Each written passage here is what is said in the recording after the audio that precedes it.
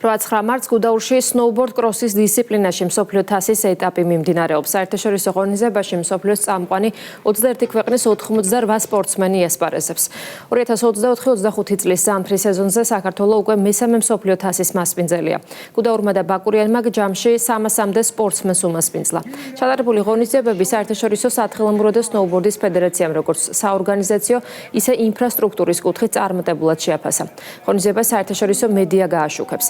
აღსანიშნავია, რომ წარმატებულად ჩატარებული ღონისძიებების შემდეგ საერთაშორისო სათხილამურო და სნოუბორდის ფედერაციამ საქართველოს კერძოდ გუდაური და ბაკურიანი მუდმივ კალენდარში ჩასვა. ჩვენ გვაქვს ძალიან კარგი ორგანიზება და მხარდაჭერა მთის ტრასების სააგენტოსგან, ასევე გუდაურისგან და საქართველოს სათხილამურო ფედერაციისგან. წელს კიდევ უფრო გაუმჯობესებულია ყველაფერი. აქ პროფესიონალი და გამოცდილი ადამიანები მუშაობენ. არაჩვეულებრივი ამინდი და შესანიშნავი შეჯიბრება გვაქვს. ტრასის ძალიან კარგი მდგომარეობით. ყველაფერი კარგად მომზადებულია, შესაბამისად შეგვიძლია დღეისთვის ველოდოთ მაღალი კლასის შეჯიბრს. ვიმედოვნებ, რომ ბევრი მაყურებელი გვეყოლება. 88 სპორტსმენი მონაწილეობს 21 ქვეყნიდან, ყველა მსოფლიო თასი აქამდე წარმატებით ჩავატარეთ და შესაბამისად ეს მსოფლიო თასის ვიმედოვნებთ, რომ წარმატებით იქნება ჩატარებული. ამინდი არის იდეალური, თოვლის კონდიცია იდეალური და ეს არის ქვეყნისთვის კიდევ ერთი დიდი წარმატება.